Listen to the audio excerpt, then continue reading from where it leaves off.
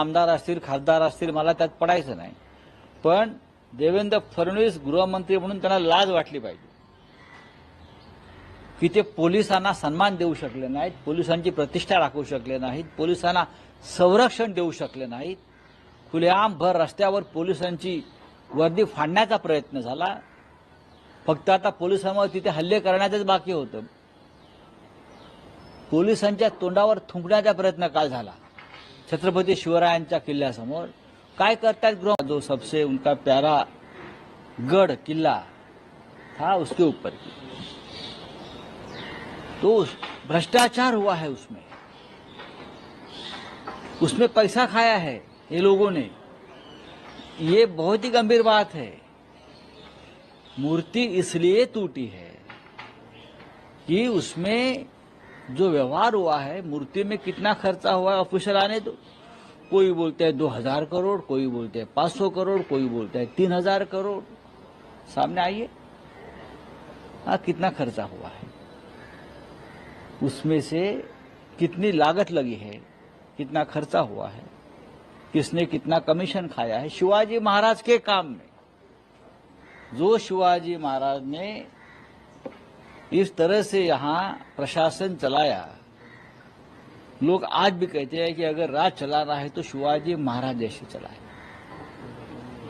जनता की जो खेती है उसमें से एक काड़ी बोलते हैं हम, उसको भी हाथ मत लगाइए. ऐसा उनको ऑर्डर था उस वक्त अपने सरदारों को और अपने सैनिकों को. जनता को तकलीफ मत दीजिए, जनता के साथ कोई गैर व्यवहार, भ्रष्टाचार मत करिए. वो महाराष्ट्र के शिवाजी महाराज, उसका मूर्ति बनाने में हजारों सैकड़ों करोड़ का भ्रष्टाचार देवेंद्र फडणवीस, खास एकनाथ शिंदे. अब अजीत पवार जी ने कहा है कि मैं आंदोलन करूंगा, उससे क्या होगा, इस्तीफा दीजिए. ये सरकार के खिलाफ भ्रष्टाचार हुआ है, इस्तीफा दीजिए. मूर्ति क्यों टूटी है, भ्रष्टाचार हुआ है ना, खुलकर बोलिए भ्रष्टाचार हुआ है, इस्तीफा दीजिए. और कहा नहीं भ्रष्टाचार करते हैं लोग. जहां जहां राष्ट्रवाद, राष्ट्रभक्ति का मामला आता है वहां ये लोगों का भ्रष्टाचार है. INS विक्रांत, कोर्ट ने कहा ना अभी, INS विक्रांत में ये जो मुलुंड में बैठा एक नंगा आदमी बीजेपी का, 50 करोड़ खा लिया उसने, 50 करोड़. और देवेंद्र फडणवीस के ऊपर महाराष्ट्र का गुस्सा इसलिए है, ये सभी मामले रफा दफा कर देते. अब शिवाजी महाराज का मामला देखिए, अभी INS विक्रांत का मामला कोर्ट ने वापस खुला किया है फाइल. INS विक्रांत, ये देवेंद्र फडणवीस का गृह मंत्रालय इस प्रकार से काम करता है. कल आपने मालोड में क्या देखा, क्या देखा आपने. गृह मंत्रालय को शर्म आनी चाहिए कि उनके पुलिस के ऊपर कुछ गुंडे उनके पार्टी के थूकते हैं, उनके मुंह पर, पुलिस के मुंह पर थूकते हैं जाकर. देखा आपने कल जिस प्रकार से पुलिस को गालियां दे रहे थे अफसर को. ये तो गृह मंत्रालय के मुंह पर थूकने की बात है.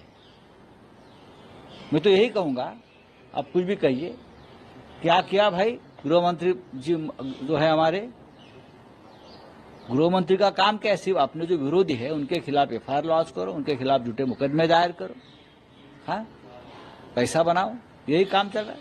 आपके पुलिस के ऊपर आपके कार्यकर्ता सरेआम पब्लिक में थूकते हैं, गालियां देते हैं. आप क्या करते हो, आप अपने लोगों को, पुलिस को, वर्दी को प्रोटेक्ट नहीं करते. आप महाराष्ट्र में वर्दी का सम्मान नहीं कर सकते तो इस्तीफा दीजिए. आप क्यों बैठे हो, आप खुलेआम पुलिस को देख लूंगा, कर लूंगा. आपको चिंता है पश्चिम बंगाल में क्या हुआ, महाराष्ट्र में क्या हुआ, देखिए. राष्ट्रपति जी को चिंता है पश्चिम बंगाल की, जरा महाराष्ट्र में जरा ध्यान दीजिए. बोला.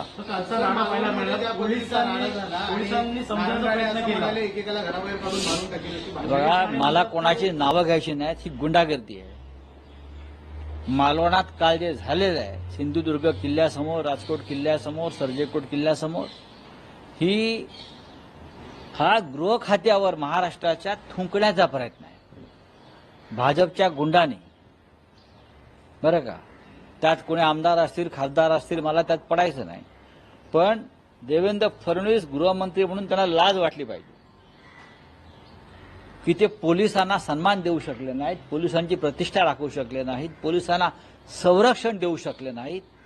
खुलेआम भर रस्त्यावर पोलिसांची वर्दी फाडण्याचा प्रयत्न झाला.